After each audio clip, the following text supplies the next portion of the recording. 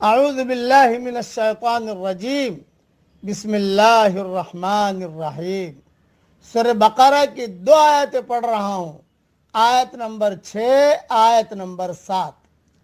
ان الذین کفروا سواء علیہم اانذرتہم ام لم تنذرہم لا یؤمنون۔ جن لوگوں نے انکار کیا ان کے لیے یکساں ہے، ڈراؤ یا نہ ڈراؤ، وہ ماننے والے نہیں ہیں۔ ختم اللہ علی قلوبہم وعلی سمعہم، اللہ نے ان کے دلوں پر اور ان کے کانوں پر مہر لگا دی ہے۔ وعلی ابصارہم غشاوہ، اور ان کی آنکھوں پر پردہ ہے۔ وَلَهُمْ عَذَابٌ عَظِيمٌ، اور ان کے لیے بڑا عذاب ہے۔ تفصیل سنیے۔ حضور اکرم صلی اللہ علیہ وسلم کی شدید خواہش تھی کہ سب مسلمان ہو جائیں، اور اسی حساب سے حضرت محمد صلی اللہ علیہ وسلم کوشش فرماتے، لیکن اللہ تعالیٰ نے فرمایا کہ ایمان ان کے نصیب میں ہی نہیں ہے۔ یہ وہ چند مخصوص لوگ ہیں جن کے دلوں پر مہر لگ چکی تھی، جیسے ابو جہل اور ابو لہب وغیرہ، ورنہ آپ صلی اللہ علیہ وسلم کی دعوت اور تبلیغ سے بے شمار لوگ مسلمان ہوئے، حتیٰ کہ پھر پورا جزیرہ عرب اسلام کے سائے عاطفت میں آ گیا۔ اچھا، کیوں مسلمان نہیں ہوئے؟ یہ ان کے عدم ایمان کی وجہ بیان کی گئی ہے، چونکہ کفر اور معصیت کے مسلسل ارتکاب کی وجہ سے، گناہوں کے بھی ارتکاب، بلا من کسب سیئۃ واحاطت بہ خطیئتہ، کوئی آدمی گناہ کرے اور مسلسل کرے، یہ بڑا ڈینجر ہے، وہ جہنمی ہے۔ اس کی تفصیل کر رہے ہیں، چونکہ کفر اور معصیت کے مسلسل ارتکاب کی وجہ سے ان کے دلوں سے قبول حق کی استعداد ختم ہو چکی ہے۔ ان کے کان حق بات سننے کے لیے آمادہ نہیں، اور ان کی نگاہیں کائنات میں پھیلی ہوئی رب کی نشانیاں دیکھنے سے محروم ہیں۔ تو اب وہ ایمان کس طرح لا سکتے ہیں؟ ایمان تو انہی لوگوں کے حصے میں آتا ہے جو اللہ تعالیٰ کی دی ہوئی صلاحیتوں کا صحیح استعمال کرتے اور ان سے معرفت کردگار حاصل کرتے ہیں۔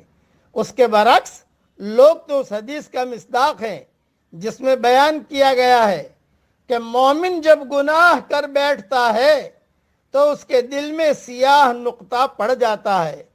اگر وہ توبہ کر کے گناہ سے باز آ جاتا ہے تو اس کا دل پہلے کی طرح صاف شفاف ہو جاتا ہے، اور اگر وہ توبہ کے بجائے گناہ پر گناہ کرتا جاتا ہے تو وہ نقطہ سیاہ پھیل کر اس کے پورے دل پر چھا جاتا ہے۔ مثال دیتا ہوں کہ کینسر پورے بدن میں پھیل گیا، کہتے ہیں نا کہ بھئی یہ انفیکشن پورے بدن میں پھیل گیا۔ اس طریقے پر دل جو ہے پورا کے پورا کالا ہو جاتا ہے۔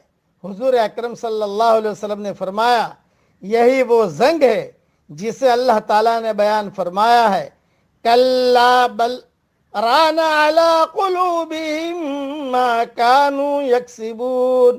سورہ مطففین کی آیت نمبر 14، یعنی ان کے کرتوتوں کی وجہ سے ان کے دلوں پر زنگ چڑھ گیا ہے۔ یہ ساری تفصیل ترمذی میں ملے گی، تفسیر سورہ مطففین میں۔ اسی کیفیت کو قرآن نے ختم مہر لگانے سے تعبیر کیا ہے، جو ان کی مسلسل بدعمالیوں کا منطقی نتیجہ ہے۔ اور ایک نصیحت اور یاد رکھنا، جو گھمنڈ اور دنیا پرستی کے نفسیات میں مبتلا ہوں، ان کے ذہن کے اوپر ایسے غیر محسوس پردے پڑ جاتے ہیں جو حق بات کو ان کے ذہن میں داخل نہیں ہونے دیتے۔ ایک شخص اپنی آنکھ کو بند کر لے تو آنکھ رکھتے ہوئے بھی وہ سورج کو نہ دیکھے گا. کوئی شخص اپنے کان میں روئی ڈال لے تو کان رکھتے ہوئے بھی وہ باہر کی آواز کو نہیں سنے گا. ایسا ہی کچھ معاملہ حق کا بھی ہے. حق کا اعلان خواہ کتنا ہی واضح صورت میں ہو رہا ہو، مگر کسی کے لیے وہ قابل فہم یا قابل قبول اس وقت بنتا ہے جب کہ وہ اس کے لیے اپنی دل کی کھڑکیاں کھلی رکھے. اپنی دل کی کھڑکیاں کھلی رکھے، اپنے دل کے دروازے کھلے رکھے.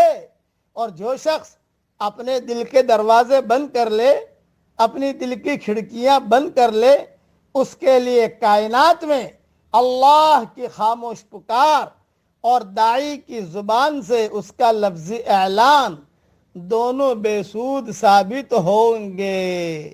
ہاں، اسی لیے جو صدیوں کے عمل سے خاص صورت میں قائم ہو جاتا ہے، اس ڈھانچے کے تحت کچھ مذہبی یا غیر مذہبی گدیاں بن جاتی ہیں جن پر کچھ لوگ بیٹھے ہوئے ہوتے ہیں. کچھ عزت اور شہرت کی صورتیں رائج ہو جاتی ہیں جن کے جھنڈے اٹھا کر کچھ لوگ وقت کے بے دین اکابر کا مقام حاصل کیے ہوتے ہیں. خود اکابر نہیں ہوتے، بے دین اکابر بن گئے، پیشوا بن گئے، بے دین لوگوں کو بیوقوف بنانا شروع کیا. جن کے جھنڈے اٹھا کر کچھ لوگ وقت کے بے دین اکابر کا مقام حاصل کیے ہوئے ہوتے ہیں. کچھ کاروبار اور مفادات قائم ہو جاتے ہیں جن کے ساتھ اپنے کو وابستہ کر کے بہت سے لوگ اطمینان کی زندگی گزار رہے ہوتے ہیں. اللہ تعالیٰ ان رذائل سے ہم سب کی حفاظت فرمائے. لوگوں کی رہبری کیجئے اور لوگوں کو ایمان اور اطاعت، اللہ کے احکامات، اس کی صحیح تعلیم دیجئے. اپنی دنیا کے لیے صرف گدیوں کو مضبوط پکڑنا یہ بہت برا سودا ہے اللہ کے یہاں. اس لیے بے دین اکابر مت بنیے، دیندار اکابر بنیے. اللہ تعالی ہمیں ان سب باتوں پر عمل کرنے کی توفیق عطا فرمائے. آمین. وآخر دعوانا ان الحمدللہ رب العالمین.